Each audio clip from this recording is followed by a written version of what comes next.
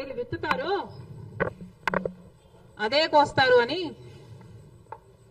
అంటారు. మరి జగన్మోహన్ రెడ్డి గారు హత్య రాజకీయాలు చేశారు, గొడ్డలి రాజకీయాలు చేశారు, హత్య చేయించిన వాళ్ళతో భుజాలు రాసుకొని తిరిగారు, సొంత చెల్లెళ్ళకే వెన్నుపోటు పొడిచారు, 5 కోట్ల మంది ఆంధ్ర రాష్ట్ర ప్రజలకు బీజేపీ పార్టీకి ప్రత్యేక హోదాను తాకట్టు పెట్టారు. ఈరోజు జగన్మోహన్ రెడ్డి గారు ఢిల్లీలో ధర్నా చేస్తారా? ప్రత్యేక హోదా కోసం ఎందుకు చేయలేదండి ధర్నాలు? 5 సంవత్సరాల మీద అధికారంలో ఉన్నారు కదా, మరి ఢిల్లీలో మీరు ప్రత్యేక హోదా కోసం ఎన్నిసార్లు ధర్నాలు చేశారు? ప్రత్యేక హోదా అసలు ఊసే లేకుండా చేశారు కదా. ప్రత్యేక హోదా గురించి మీరు ఏ రోజు పట్టించుకోలేదు, పోలవరం గురించి మీరు ఏ రోజు పట్టించుకోలేదు, రాజధాని గురించి అని చెప్పి 3 రాజధానులను కన్ఫ్యూజ్ చేశారు. ఆఖరికి కడప స్టీల్ ఫ్యాక్టరీని కూడా మీరు పట్టించుకోలేదు.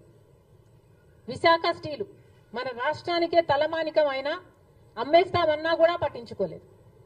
ఈరోజు మాత్రం ఢిల్లీకి వెళ్ళి ధర్నా చేస్తారట. మీ కార్యకర్తను చంపేస్తే ఢిల్లీకి వెళ్ళి మీరు ధర్నా చేస్తున్నారే, మరి మీ సొంత చిన్నాన్నను చంపేసినప్పుడు మీరు ఢిల్లీలో ఎందుకు ధర్నా చేయలేదు న్యాయం కోసం? జగన్మోహన్ రెడ్డి గారు సమాధానం చెప్పాలి. అని వ్యక్తిగత మర్డర్లో మీ పార్టీకి సంబంధించిన 2 కొట్టుకొని చచ్చిపోతే ఈరోజు మీరు ఢిల్లీకి వెళ్ళి ధర్నా చేస్తారా?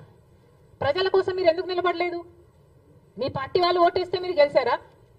మీ పార్టీ వాళ్ళ కోసమే మీరు ముఖ్యమంత్రి అయ్యారా? 5 సంవత్సరాలుగా మీరు ప్రజల కోసం పనిచేయలేదు, కానీ ఈ రోజు ఢిల్లీకి వెళ్ళి ధర్నా చేస్తారట. సిగ్గుండాలి కదా.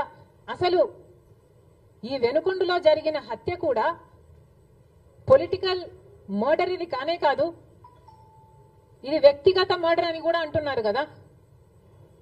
మేము ఏదో సాక్షి మీడియానో లేకపోతే టీడీపీ మీడియానో పట్టుకొని మాట్లాడడం లేదు. మా ఎంక్వైరీలు మేము చేసుకొని న్యూట్రల్ మీడియాతో లోకల్ గా మేము మాట్లాడిన తర్వాత మేము వచ్చిన కన్క్లూషన్ ఏమిటి అంటే ఇది వ్యక్తిగత మర్డర్. మొన్నటి వరకు కూడా హత్య చేసిన వాళ్ళు, హత్య గురైన వాళ్ళు 2 వైసీపీతోనే ఉన్నారు. మరి అలాంటప్పుడు ఇది పొలిటికల్ మర్డర్ ఎలా అవుతుంది? ఈ పొలిటికల్ మర్డర్ అని మీరు చెప్పి మీరు ఢిల్లీకి వెళ్ళి ధర్నా చేస్తున్నారా? దేనికి? మీ ఉనికి కాపాడుకోవడం కోసం. ఒకవైపు ఇక్కడ అసెంబ్లీ జరుగుతుంది.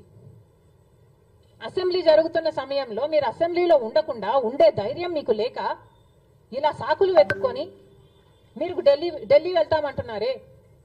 అంటే అసెంబ్లీలో ఏ బిల్లు ప్రవేశపెట్టినా అది ప్రజలకు వ్యతిరేకమైన అది పాస్ అయిపోవాలనా? మీరు ఉన్నదే 11 మంది. కనీసం ఆ బిల్స్ మీద డిస్కషన్ మీకు అవసరం లేదా? మీరు కొట్లాడాల్సిన అవసరం లేదా?